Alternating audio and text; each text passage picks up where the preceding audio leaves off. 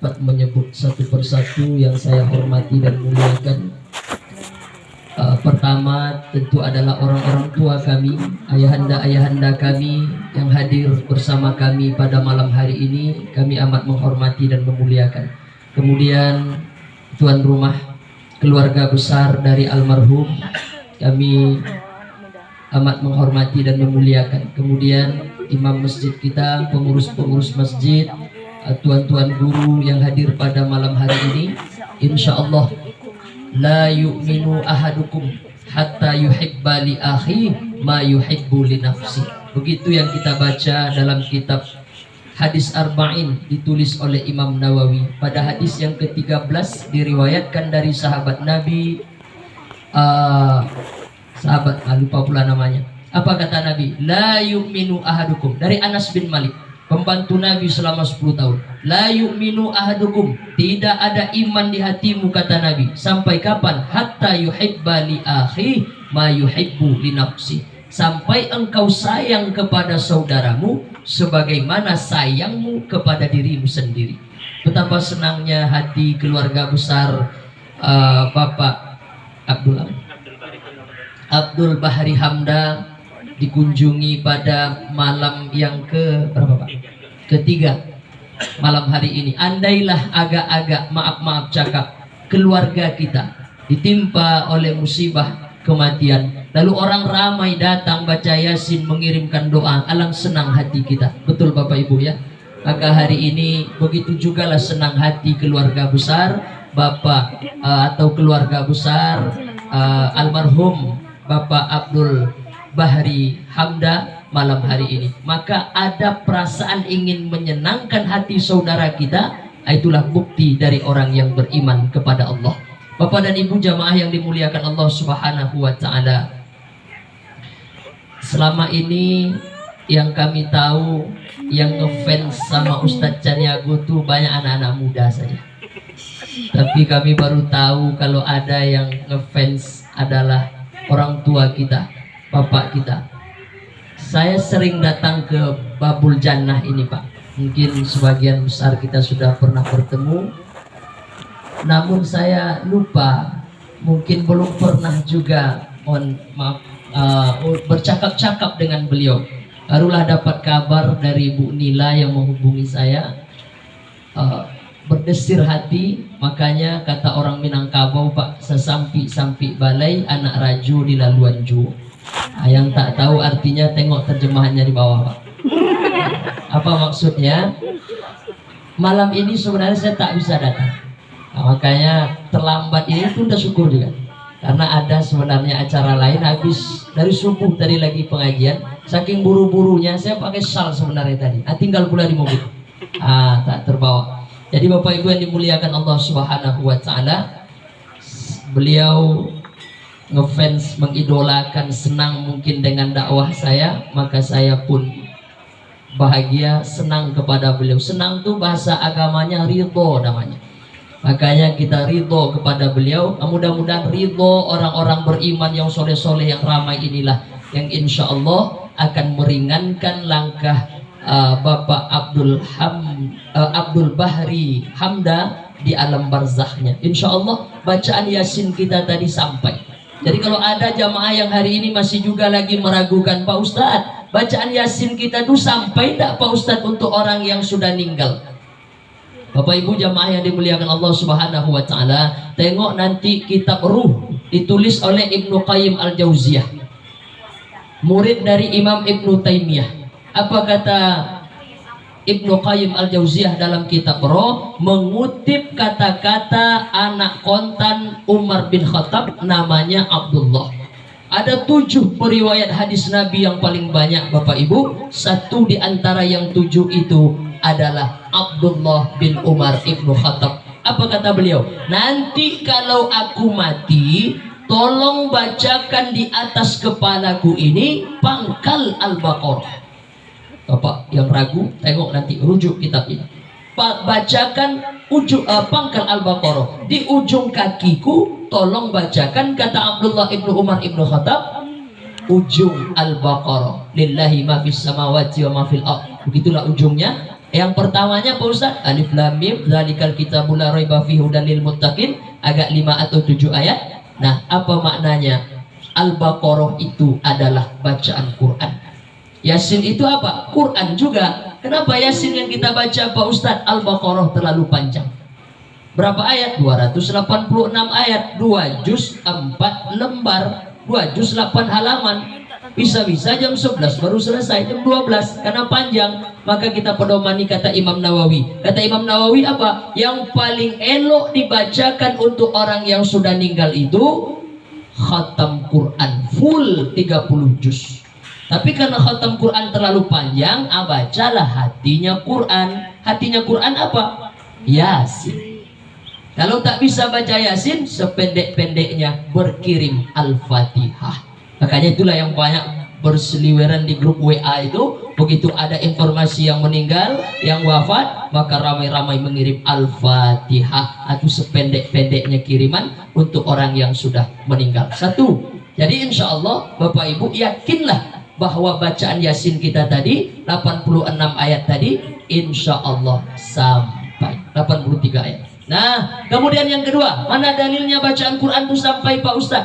Nabi lewat di satu makam, lalu diambil oleh Nabi pelepah kurma, ditancapkan oleh Nabi di atas makam itu. Apa kata Rasulullah? Sesungguhnya pelepah kurma ini berzikir, mudah-mudahan zikir pelepah kurma ini sampai kepada mayit yang ada dalam kubur ini, kata Rasulullah. Apa kata Imam Nawawi? Lagi-lagi kata Imam Nawawi, kalaulah zikir pelepah kurma saja sampai menolong orang yang ada dalam kubur, apalagi bacaan Quran. Jadi ini dalilnya Bapak Ibu. Jadi kadang ada juga jamaah ini, saya ragu nih Pak Ustaz, entah sampai entah enggak. Ini kalau ada bapak-bapak ragu dengan Yasin tak sampai, tolong tinggalkan nama lengkap. Nanti kalau meninggal kami bacakan di sini. Kalau tak sampai tolong WA. Nah, Bapak Ibu yang dimuliakan Allah Subhanahu wa taala, yang pertama. Yang kedua,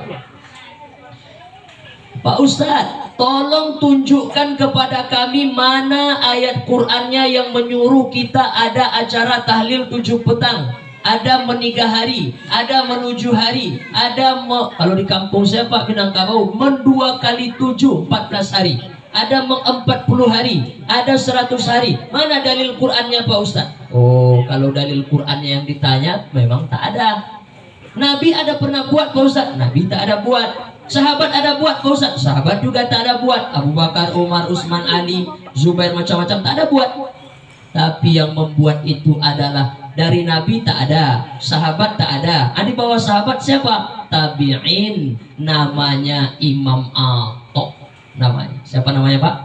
Imam Atok. Apa kata Imam Atok? Sesungguhnya mayat yang ada dalam kubur, almarhum almarhumah itu diuji selama 7 sampai 40 hari, maka disarankan ahli warisnya selama 7 sampai 40 hari itu bersodakoh makanan. Kalau ada makanan. Jadi ini kata Imam Atok. Tak bisa sodakoh makanan gimana Pak Ustaz? Apa yang bisa disodakohkan? Seminimal-minimalnya adalah sodakoh bacaan Quran dan zikir dan ayat-ayat Quran dan juga tahlil. Itu seminimalnya. Alhamdulillah nampaknya malam ini tak ada makanan. Minuman ada? Oh Masya Allah. Ini karena ladies ini sampai tak berani Ustaz Sani Agung nengok itu. Hilang nanti bahan ceramah. Ini ada. Ini belum dimakan ya. Ceramah ini tak boleh lama-lama. Rusak hati jamaah. Nah, Bapak Ibu yang dimuliakan Allah Subhanahu wa taala. Nah, ini sodakoh makanan ini insya Allah sampai untuk Bapak Abdul Bahri Hamda. Mana dalilnya sodakoh makanan itu sampai Pak Ustaz? Bertanyalah seorang sahabat Nabi, namanya apa kata sahabat Nabi ini? Ya Rasulullah, ummi matat, makku mati ya Rasulullah. Boleh aku bersodakoh untuk makku yang sudah meninggal ya Rasulullah? Nama sahabat itu Sa'ad namanya. Apa kata Nabi? Tasodak, bersodakohlah Sa'ad. Apa sodakoh yang paling baik ya Rasulullah? Sakil ma, kasih orang minum. Apa maknanya? Kalaulah memberi orang minum saja Bapak Ibu sampai, apalagi memberi orang Apa sambalnya ini? Saya belum tahu juga. Membeli orang ayam bumbu, ayam penyet, membeli orang macam-macam. Nanti insya Allah semua amal ini sampai kepada Bapak Abdul Bahri Hamda. Amin ya rabbal alamin. Apalagi isi acara kita malam hari ini, tahlil. Afdal dzikri fa'alam annahu la ilaha illallah, la ilaha illallah, la ilaha illallah. Sampai nggak tahlil untuk orang yang sudah meninggal Pak Ustadz? Tengok dalam kitab Majmu' Fatawa. Muridnya siapa tadi nama beliau? Ibnu Qayyim Al-Jauziyah, menulis kitab Roh. Guru dari Ibnu Qayyim Al-Jauziyah namanya Imam Ibnu Taimiyah. Tengok dalam Majmu' Fatawa, apa kata Imam Ibnu Taimiyah? Siapa orang yang bertahlil 70 kali, kemudian tahlilnya itu dia hadiahkan untuk almarhumah yang sudah meninggal, maka dapat menolong mereka di alam kuburnya. Tadi mungkin lebih dari 70 kali kita bertahlil. Ada tahlil dari mana? Ada. Insya Allah. Bacaan Quran sudah sampai. Apalagi tahlil ada sampai. Apalagi sodakoh makanan sampai. Maka kalaulah boleh kita memvisualisasikan, membayang-bayangkan, inilah yang akan membuat Bapak Abdul Bahri Hamda di alam kuburnya bahagia, senang kepada ahli warisnya. Mudah-mudahan kita berdoa kepada Allah Subhanahu wa Ta'ala. Kalau saya tengok tadi umur beliau 70 tahun, Masya Allah. Salah satu hadis sahih menyebutkan sebaik-baik orang itu adalah yang panjang umurnya, yang berkah hidupnya. Umur beliau ini cukup panjang, alhamdulillah. Nabi aja hanya 63 tahun, dah dapat bonus beliau. Maka kita doakan, insya Allah selama beliau hidup, itulah perbekalan yang terbaik yang akan beliau pakai untuk mengarungi kehidupan yang berikutnya. Mungkin hari ini kita menganggap kalau sudah meninggal sudah selesai. Tidak, sebenarnya mati itu hanyalah satu gerbang untuk mengarungi kehidupan yang lebih. Wal akhiratu khairu wa abqa. Kehidupan akhirat yang lebih baik dan yang lebih kekal. Ini untuk keluarga besar Bapak Abdul Bahri Hamda. Malam hari ini bersyukurlah bahwa malam hari ini datang orang-orang soleh, tuan-tuan guru kita mendoakan, berkirim yasin, al-fatihah, tahlil dan doa-doa. Nah, kemudian yang kedua terakhir sebagai penutup Bapak Ibu, ada orang sudah tak terhitung lagi berapa kali dia melayat, sudah tak terhitung lagi berapa kali dia mengantarkan jenazah ke kubur. Tapi semua itu berlalu begitu saja pada dirinya. Nah, inilah yang sebenarnya tidak kita inginkan. Apa kata Imam Al-Ghazali? Andailah orang yang yang meninggal itu dapat duduk lalu bicara agak sebentar, maka sesungguhnya orang yang melayat itu akan lari ke rumah, bukan karena dia takut.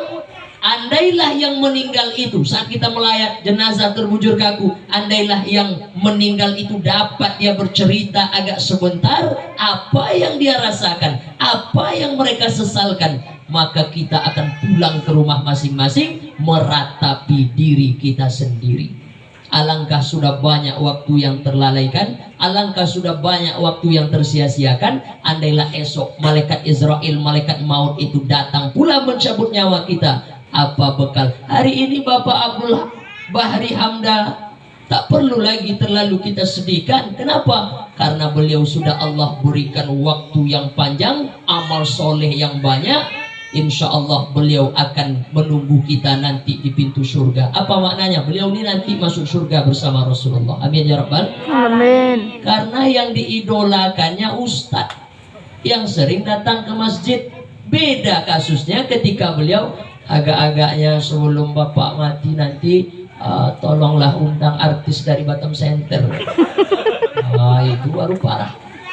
Ini menunjukkan beliau ini ahli masjid, menunjukkan beliau ini ahli zikir. Bapak Ibu yang dimuliakan Allah Subhanahu wa Ta'ala, tinggal lagi ada ayat Allah yang tidak berbaris, ada ayat Allah yang tidak berharokat, ada ayat Allah yang tidak tertulis. Apa itu? Kematian. Maka hari ini kita mengenang diri kita masing-masing, entah esok, entah lusa, entah seminggu lagi, jadwal kita pula yang dijemput oleh malaikat maut. Kalau tengok wajah-wajah ada beberapa orang yang mulai mengkhawatirkan. Tapi tak saya bagi tahu malam ini, diagak-agak sajalah. Jadi Bapak Ibu yang dimuliakan Allah Subhanahu wa taala, andailah kematian itu datang, maka kita berdoa, Allahumma khtim lana bihusnil khatimah. Terakhir sebagai penutup, Pak Ustadz, bagaimana ciri-ciri orang yang mati husnul khatimah itu Pak Ustadz? Yang pertama, orang yang mati husnul khatimah itu yang pertama ciri-cirinya adalah ketika dia wafat, keluar dari mulutnya kalimat La ilaha illallah. Apa kata Nabi? Dakhalal jannah, surga menjadi tempatnya. Mungkin memang tidak semua orang dapat mendengarkan ayahnya, pamannya, ibunya, anaknya, saudaranya ketika mereka dicabut nyawa mengucapkan ini. Tanpa sepengetahuan kita bisa, apalagi orang sampai mendengar kalimat itu. Kita yakin dan percaya Bapak Abdul Bahri Hamda yang sering ke masjid, mengenal orang-orang masjid, orang soleh, ahli ibadah, kita yakin dan percaya beliau meninggal dalam keadaan husnul khatimah. Amin ya rabbal alamin. Jadi yang pertama, mangkana akhiru kalami, siapa orang yang di akhir hidupnya mengucapkan la ilaha illallah, dakhalal jannah, surga menjadi tempatnya. Karena itu Bapak Ibu, selepas sholat jangan lupa bertahlil. Sebenarnya sebelum sholat itu kita sudah berulang kali mengucapkan la ilaha illallah. Apa maknanya? Jangan pernah dalam satu hari tidak mengucapkan la ilaha illallah tanpa kita sadari. Orang yang menjaga sholatnya, kalimat ini terus dia ulang. Contohnya kapan? Selepas berwudu, Nabi ajarkan kita doa, cari arah kiblat, asyhadu an la ilaha illallah, dan diucapkan. Lalu kapan lagi Pak Ustadz? Mendengar azan. Jangan bicara. Kata Imam Jalaluddin Abdurrahman As-Suyuti, siapa orang yang berbicara ketika azan berkumandang, dikhawatirkan matinya su'ul khatimah. Maka ketika azan berkumandang, asyhadu an la ilaha illallah, ulang balik kalimat muazzin di masjid itu, asyhadu an la ilaha illallah, dan kita ucapkan balik. Kapan lagi mengucapkan asyhadu an la itu Pak Ustadz? Saat sholat itu sendiri kita ucapkan. Saat mengangkat jari telunjuk, mazhab Imam Syafi'i, asyhadu an la ilaha illallah. Tak turun lagi sampai akhir. Imam Syafi'i, asyhadu an la ilaha illallah wa asyhadu anna Muhammadar Rasulullah, sampai innaka hamidum majid, tak turun. Imam Hanafi diangkat pada kalimat asyhadu an la ilaha illallah, turun pada kalimat Allah. Imam Hambali diangkat setiap kalimat Allah, at-tahiyatul mubarakatuh salawatut thayyibatu lillah, turun balik. Carilah kalimat Allah dalam at-tahiyatul itu, setiap kalimat Allah angkat, turun.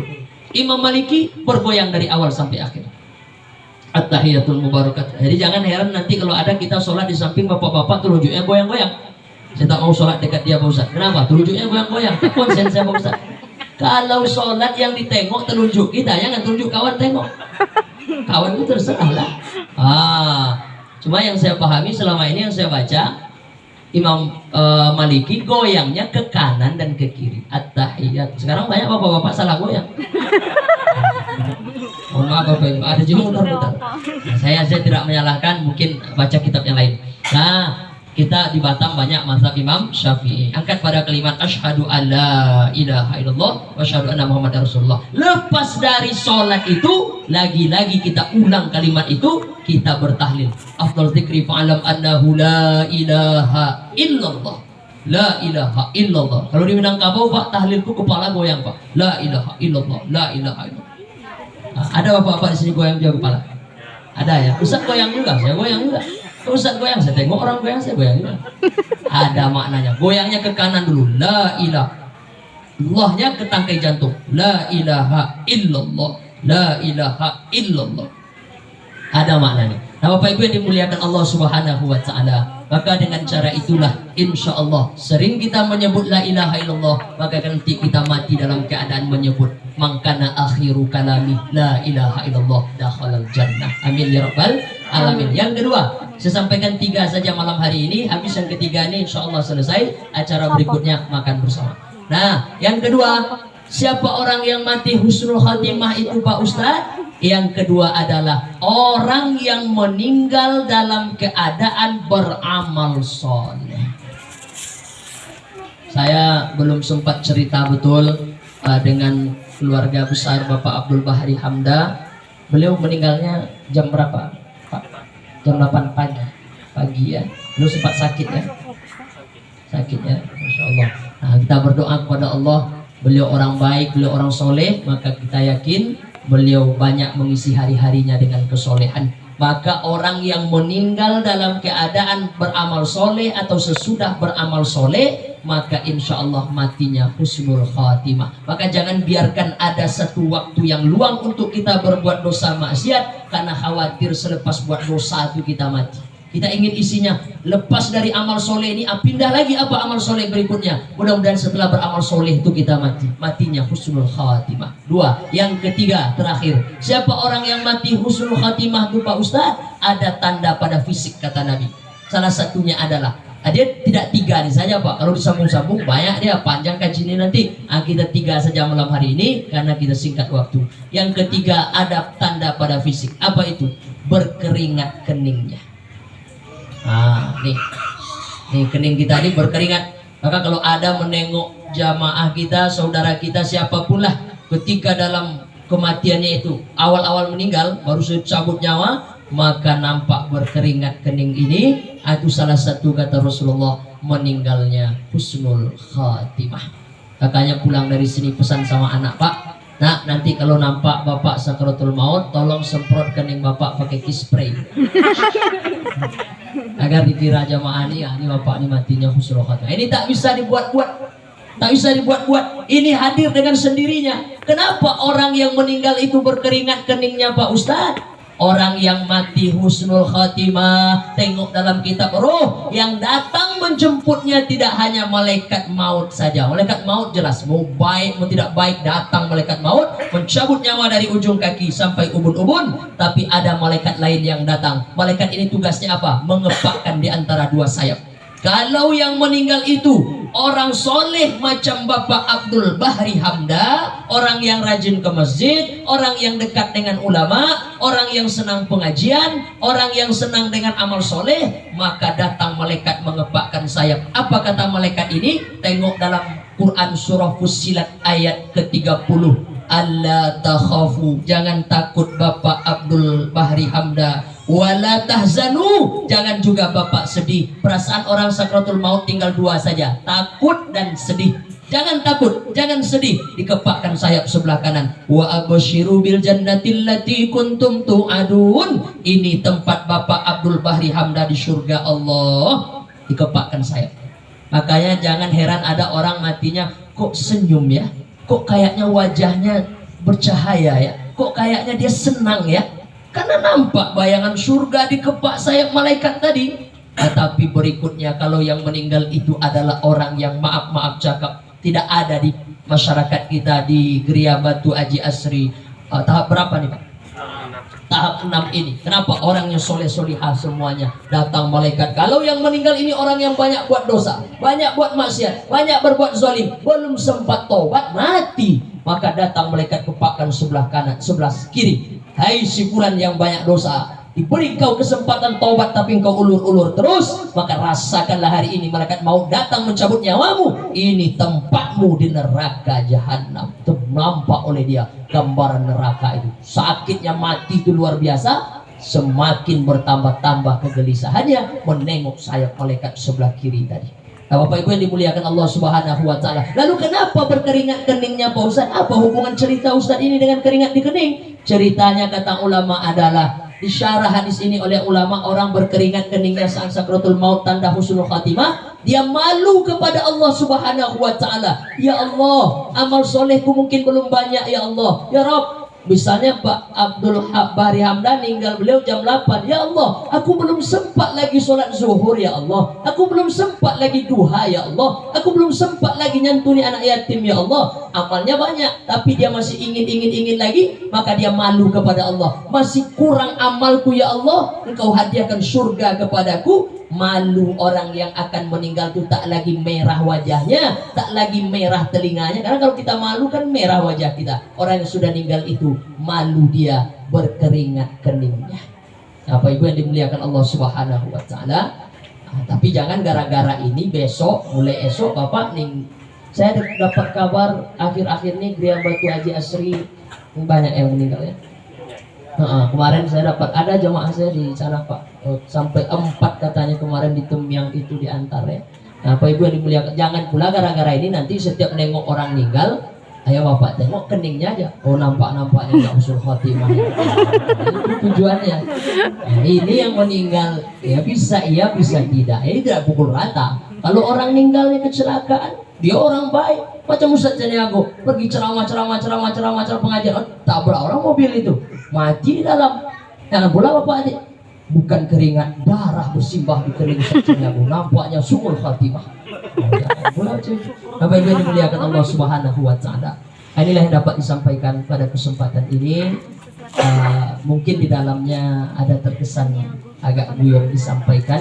Sebenarnya ini ingin menghibur hati ya, keluarga besar, karena kalau nanti sedih lalu ditambah-tambah kesenduan itu takut nanti semakin larut. Kematian ini adalah sebuah keniscayaan, jadi semua kita pasti akan berangkat. Maka saya tutup dengan ayat Quran. Kalaulah di Babul Jannah ini mungkin ada setiap pagi Jumat itu sujud tilawah ayat yang dibaca as-sajadah, maka sering Pak Imam kita mendengar baca qul yatawaffakum malakul mautil ladzi wukila bikum summa ila rabbikum turja'un. Katakanlah malaikat maut itu sengaja Allah ciptakan untuk apa? Mencabut nyawa kita satu persatu. Walau taro idhil mujrimuna nakisu ru'usihim inda rabbihim. Itu sambungan ayatnya. Maka esok kita akan menengok betapa meruginya, betapa menyesalnya orang-orang yang berbuat dosa tapi belum sempat bertaubat, kemudian mati. Barulah di situ mereka mengatakan, ya Allah, aku benar-benar sudah menengok janjimu ya Allah, aku benar-benar meyakini apa yang kau janjikan dulu ya Allah. Hari ini kembalikan kami ke dunia ya Allah, kami akan berbuat amal soleh. Nasi sudah jadi bubur, tak ada lagi cerita yang sudah mati balik ke dunia, maka tak ada lagi penyesalan yang berarti saat itu. Karena itu Bapak Ibu, selagi nyawa di kandung badan, maka pakailah sisa usia yang ada untuk beramal soleh kepada Allah, ibadah kepada Allah, sampai datang masanya semua kita pun dikunjungi satu persatu oleh malaikat maut. Saya Abu Syahid Janiago, mohon maaf kalau ada salah dan silap atau yang kurang pada tempatnya, atau orang Minangkabau banyak mengecek, banyak nensasek, banyak bakatu, banyak nandupu. Disusun jari yang 10, ditundukkan kepala yang 1. Mohon maaf yang sedalam-dalamnya. Akhirul kalam. Billahi taufiq wal hidayah. Wassalamualaikum warahmatullahi wabarakatuh. Waalaikumsalam warahmatullahi wabarakatuh. Para jemaah masjid Abdul Jannah yang kami hormati,